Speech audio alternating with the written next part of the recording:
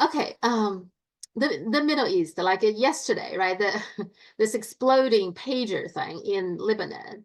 What is your? Let me first just share with you the Chinese netizens' reaction to it. So there are plenty of people saying, "Oh, now we know why the U.S. keep on talking about okay, the Chinese phones, the Huawei phones, or the Chinese EVs, and everything China produces is dangerous. It's national security risks." Now we know why, because that's what the United States is doing. They have that capability, and they're planning to do it, and they are afraid that we would do it because even though we never thought of doing something like that, but the United States knows that, and that's why they take because they want to do it, they can do it. They afraid that China would do it. So that's lots of people commenting about that. And then, of course, with that, then people are saying, well, maybe we should buy Huawei now instead of buying an Apple phone. Apple phone is still very popular in China, etc. So what is your take on that? The You know, whole thing. that is not a bad point, actually. I mean, it wasn't, I have to say, what immediately came to my mind when I heard about the story. I mean, what came to my mind about this is, again, the incredible violence and belligerence of the Israeli authorities, who are clearly behind this, and of the Western powers that back them. I mean, this is a mass assassination attempt using pages, some of which are going to be handled by children, as they were, with some Mhm. children killed. And you can see that this out of control, incredibly dangerous, very violent Israeli government is preparing for a general war in the Middle East. We've been saying this on these programs. I've been saying this on these programs for some time, and that's another stage in that. But I think on that other point that the netizens are making, I think they're absolutely right. Not specifically about this issue, but generally, which Mhm. is that the West doesn't like these technologies to pass outside its control because it uses them as tools for control and dominance, and as we see now, violence. I mean, and I think that is true. It wants every smartphone to be American. It wants every pager to be American. It wants all of these things to be American. It wants the software and so that they can monitor what the discussions are. They want to be able to break whatever encryption there is. They want to be able to use that for surveillance as well, so that if people open their phones or have their phones next to them, as I do, they can listen into what people are saying, and they want all of that. And of course, here come the Chinese with their own technologies and their own systems, which are not as adaptable as the Western ones are to what the Americans want, and the Americans don't like it at all. And with the pager incident, we see an extreme example of this, or so it seems to me. Yeah, and I agree with you. It is. I mean, I was first when I read it, I was really shocked. I used to work at a Swedish company, Ericsson. So I work in the telecom industry, Mm. and my husband is also, his areas in the networking. So, I mean, to use the technology, use the electronics this way is utterly, utterly despicable. I mean, it's just Yeah. beyond what regular people's comprehension, I would say, that they would just do it. It's Well, absolutely. And, if it was done by someone else, the yeah, West would yeah, be saying this. yeah, I mean, if yeah. the Russians, for example, found a means of blowing up the Mhm, mobile phones or pages used by Ukrainian mhm, exiles in yeah, Europe. I mean, you can imagine what people would say. Or if this was done by Iran or someone like that. But because mhm, it's Israel, which is one of us, we really yeah, don't care. On the contrary, in fact, there's some people. Yeah, I mean, I was reading some articles today in parts of the British and American media, people like mhm, Jim Garrity and Hamish to Breton Gordon, who's a British military officer.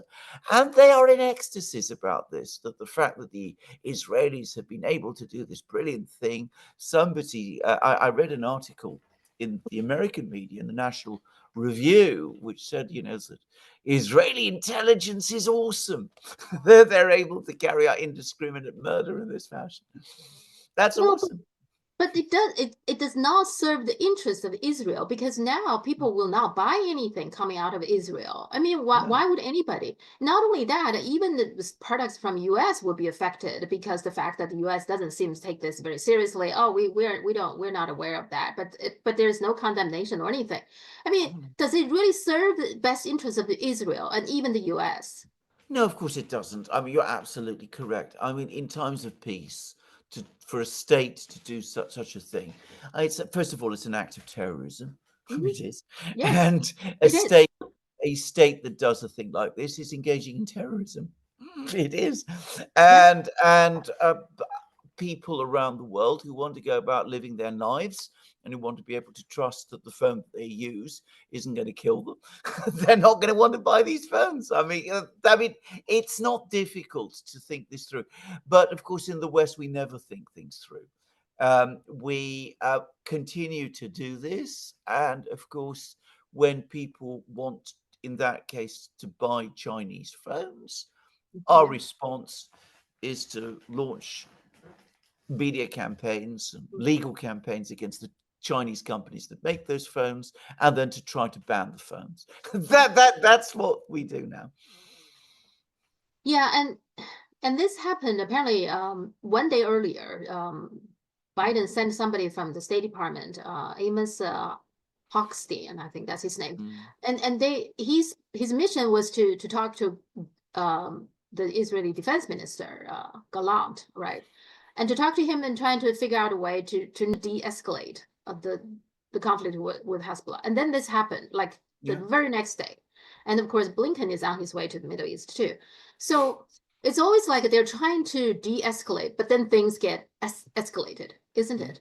Well, that's exactly correct. I mean, it's so strange. And of course, it's quite obvious that Israel, or at least the Israeli government, is constantly putting up its fingers, as we say in Britain, to the United States, to the Biden administration.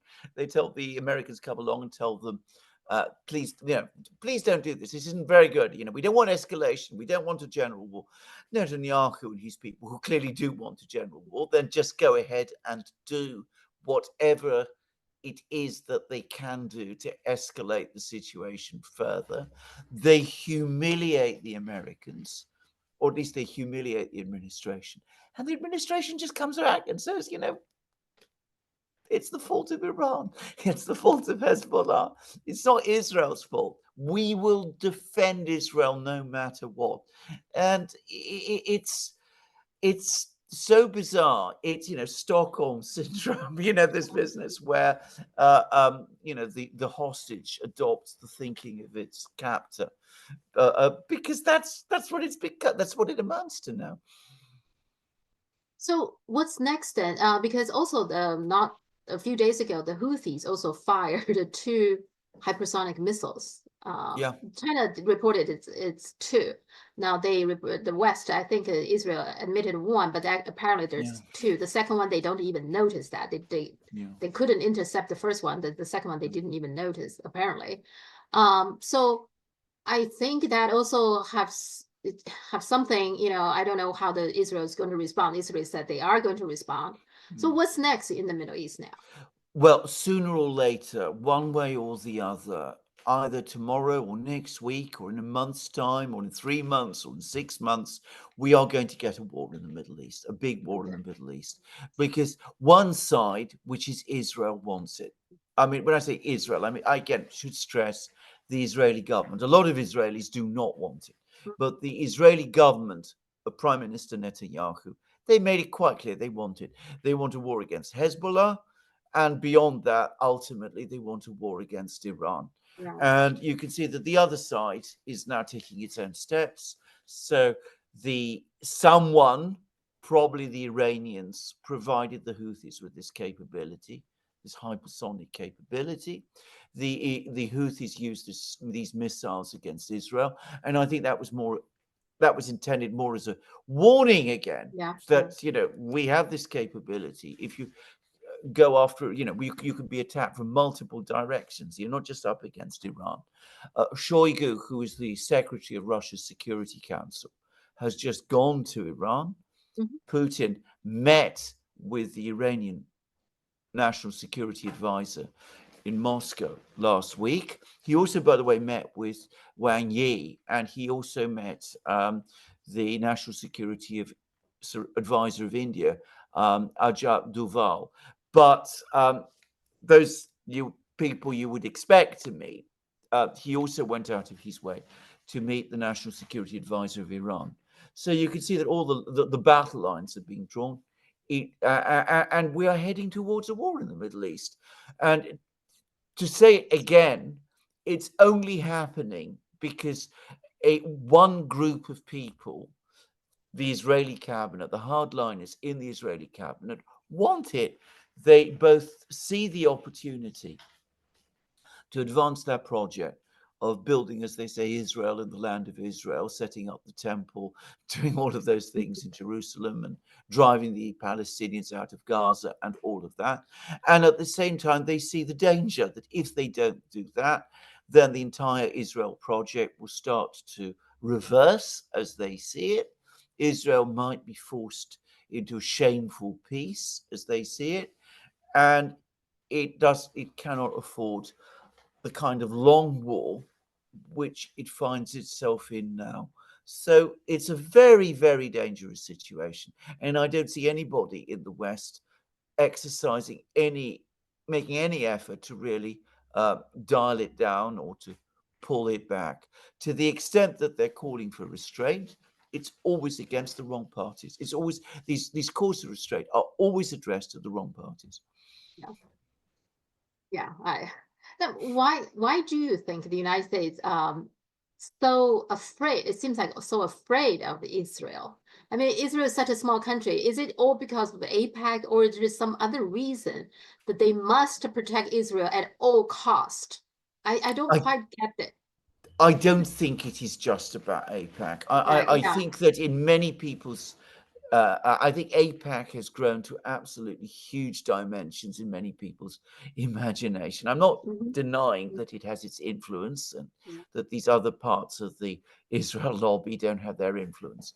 But fundamentally, this goes back a long way to the Cold War, when the United States found itself, as it believed, in a duel with the Soviet Union for influence in the Middle East, and Israel was its advanced base and fortress in the Middle East. And at that time, very, very deep connections were forged between the Israeli and American military industrial complex, the American and Israeli militaries, the foreign policy establishment, the general security establishment, the intelligence establishment. So these two have become so closely enmeshed Mhm. and intertwined with each other that the deep state in the Mhm. United States, if I could call it that, Mhm. has come to think of Israel as basically an extension of the United States in the Middle East. And I think that is the ultimate problem. Now, in the Chinese netizens, their analysis is that the U.S. needs Israel to be in the Middle East, basically to stir trouble, so that all the other Yeah. Middle East countries are afraid. Then they would need the U.S. to protect them somehow, you know. I Little think bit, there's a lot. I think there's a lot of truth to that. By the way, carry on. and the same thing with they like Russia to be aggressive. They want to portray Russia as an aggressive country, so that all the other Europeans will be lined up. Is that some truth to it? No, I think. I think if we go to the Middle East, if we go Yeah. straight back to the question of the Middle East, Yeah. the big movement in the Middle East before the Arab-Israeli crisis began, basically in the 1950s, late 40s, 1950s, the big political movement in the Middle East at that time was anti-imperialist, anti-colonialist, and nationalist. It was all Mhm. about the unification of the Arabs, bringing Yeah. together all the Arab peoples, maybe into one state or into one um, community. And that was what Nasser in Egypt was all about. And he wasn't the only one. And that was seen by the United States as an enormous potential threat because Arab unity could pose a danger to the United States, to Western dominance in the Middle East. It was very important for strategic reasons and also for economic reasons, because of course this is the major producer, a major producer of oil, and it's also a place where vast sums of dollars and Mhm. currency get moved about. So the United States needed to maintain control of the Middle East.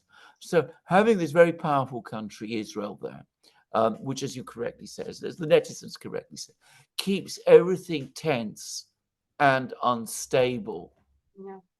enables the US to exert influence right across the region. It enables the US to play on everybody Yeah. and say that we're there to protect you, we're there to defend you, we're there to find all kinds of means to Mhm. control you, basically. Yeah. Yeah. And to be frank, it has worked quite It worked. well. Mhm. I Yes. mean, Yeah. in most of if you look at the situation in the Middle East in the 1970s, for example, Soviet influence in the Middle East at that point completely collapsed. This is, 15 years before the Soviet Union collapsed. Soviet influence in the Middle East collapsed because everybody wanted to talk to the Americans because Mhm. they were seen as the key to security in the region. Now I think it's turning into a problem Yeah. because the Israeli client is slipping out of control. Mhm. Yeah. It almost always happens. When they groom somebody, right, for a purpose, but sooner or later somehow you will lose control. If either this thing doesn't work, okay, it disappeared, or it will grow, grow, grow, and then you lose control over it. Yeah. And Exactly. yeah, yeah, Exactly. yeah. But the United States keep on doing these kind of things, keep on making these kind of Oh, mistakes. they are compulsive about this. They risk I mean, to say it frankly, they risk getting into the same crisis with Japan, very Uh-huh. much Yes. more powerful country, Yes. but they're Yeah. feeding revanchist sentiments in Japan, Uh-huh. which Yeah. could very, you could see how easily those could get out of control, and that would be very dangerous and Yes. problematic for the United States. But the US never ever learns the lesson. It does this all the time. Yeah, if you look at the like Chiang Kai-shek, okay, I read some time ago that U.S. actually was seriously considering to assassinate him because Mm, they couldn't control him, mm, even though they are the one who beefed him up, right, to put him into where he was. And the same thing happened in Vietnam, right, mm. etc. They just like every time they have their client, I mean whoever, the proxy there, but then eventually they somehow lose control over it. It just seems Well, so interesting. this is exactly what happened in Vietnam. I mean, the Yeah. leader of South Vietnam, a man called Diem, Hmm. completely escaped American control, and the Americans decided to overthrow him and Hmm. organized a coup. And Hmm. the then U.S. President John Kennedy gave an interview on American television, in which he gave the green light for the coup. It's quite extraordinary to watch this interview, and you see him quite brazenly giving the green light for the coup. And over the course of the coup, Diem was assassinated by the South Vietnamese generals, which, by the way, was not what the Americans had wanted, but they lost control of the process, just as they'd Yeah. previously lost control of Diem. And well, it was a complete mess. And again, they didn't learn the lesson. What did they do? They doubled down. They always do that. Mhm. Yeah. Yeah. Yeah, the Chiang Kai-shek thing is also I was surprised Yeah. because I he didn't know about Chiang Kai-shek, by the way. I mean, that well he doesn't surprise me, but because yeah. who they are. But Well, anyway, carry I'm on. very interested in that because my grandfather used to working under him, under Chiang All Kai-shek. right. All Yeah. right.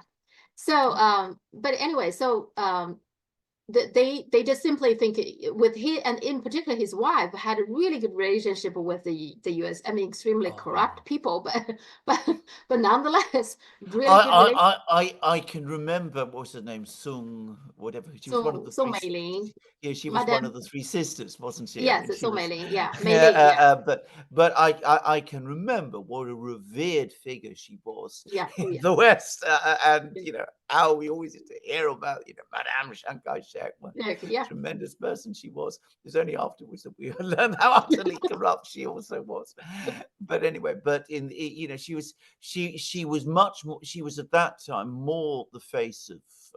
the Kuomintang regime in Taiwan that had escaped to Taiwan, even than Chiang Kai-shek himself was. Yeah. Yeah, but anyway, so I always thought that they had a really close relationship with the U.S. But even within the U.S. Administrations, they were people absolutely couldn't stand them because they're so corrupt. But then in the end, I think they decided they were seriously thinking to replace him with somebody else, and he insisted he's not leaving, he's not going to give in or whatever. So they were thinking to assassinate him. Apparently, that was seriously considered. So Good grief. Good grief. just so you know.